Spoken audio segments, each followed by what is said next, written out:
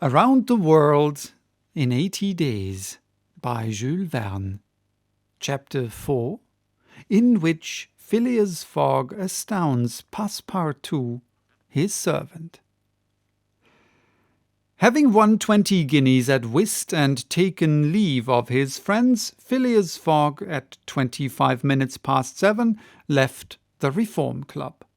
Passepartout, who had conscientiously studied the programme of his duties, was more than surprised to see his master guilty of the inexactness of appearing at this unaccustomed hour, for, according to rule, he was not due in Savile Row until precisely midnight. Mr. Fogg repaired to his bedroom and called out, "Passepartout?" Passepartout did not reply. It could not be he who was called. It was not the right hour. "Passepartout," repeated Mr. Fogg without raising his voice. Passepartout made his appearance. "I've called you twice," observed his master. "But it is not midnight," responded the other, showing his watch. "I know it. I don't blame you. We start for Dover and Calais in 10 minutes. A puzzled grin overspread Passepartout's round face. Clearly, he had not comprehended his master. "Monsieur is going to leave home?" "Yes," returned Phileas Fogg. "We are going round the world." Passepartout opened wide his eyes, raised his eyebrows, held up his hands, and seemed about to collapse, so overcome was he with stupefied astonishment. "Around the world?" he murmured. "In 80 days," responded Mr. Fogg, "so we haven't a moment to lose." But the trunks!" gasped Passepartout, unconsciously swaying his head from right to left. "We'll have no trunks, only a carpet-bag with 2 shirts, and 3 pairs of stockings for me, and the same for you. We'll buy our clothes on the way. Bring down my mackintosh and travelling cloak and some stout shoes, though we shall do little walking. Make haste." Passepartout tried to reply, but could not. He went out, mounted to his own room, fell into a chair, and muttered, "That's good, that is, and I who wanted to remain quiet." He mechanically set about making the preparations for departure. Around the world in 80 days. Was his master a fool? No.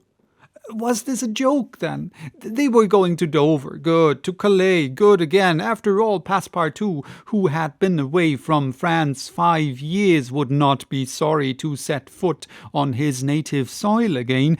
Perhaps they would go as far as Paris, and it would do his eyes good to see Paris once more. But surely a gentleman so chary of his steps would stop there, no doubt. But then it was none the less true that he was going away, this so domestic person hitherto.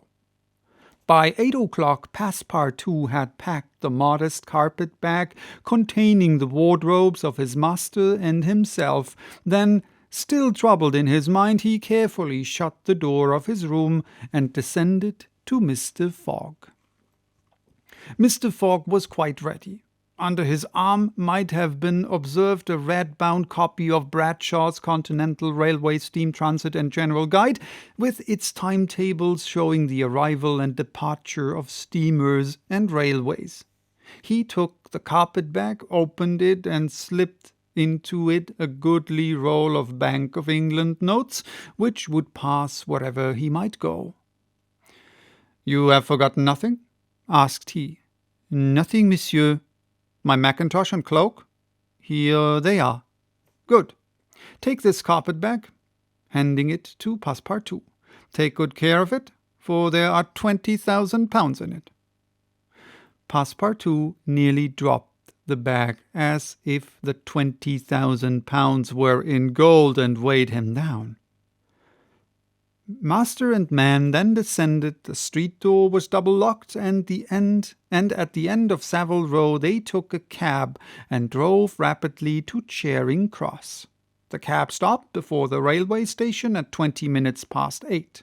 Passepartout jumped off the box and followed his master, who, after paying the cabman, was about to enter the station, when a poor beggar woman with a child in her arms, her naked feet smeared with mud, her head covered with a wretched bonnet from which hung a tattered feather, and her shoulders shrouded in a ragged shawl, approached and mournfully asked for alms.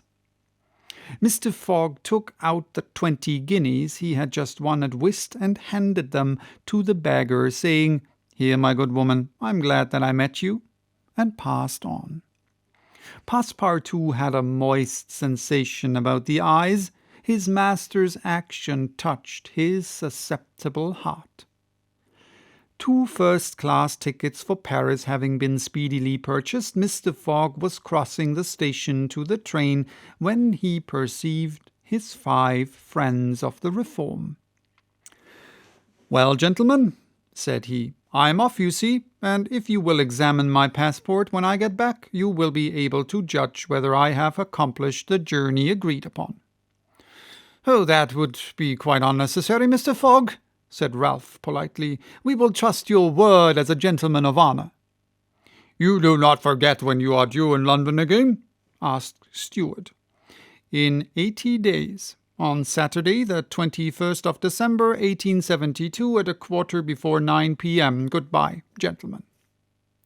Phileas Fogg and his servant seated themselves in a first-class carriage at 20 minutes before 9. 5 minutes later, the whistle screamed, and the train slowly glided out of the station. The night was dark, and a fine, steady rain was falling. Phileas Fogg, snugly ensconced in his corner, did not open his lips. Passepartout, not yet recovered from his stupefaction, clung mechanically to the carpet-bag with its enormous treasure. Just as the train was whirling through Sydenham, Passepartout suddenly uttered a cry of despair. "What's the matter?" asked Mr. Fogg. "Alas, in my hurry, I forgot." "What?" "To turn off the gas in my room." "Very well, young man," returned Mr. Fogg coolly. "It will burn, at your expense." So that was chapter 4. Bye-bye till next time with chapter 5, in which a new species of funds, unknown to the moneyed man, appears on 'Change.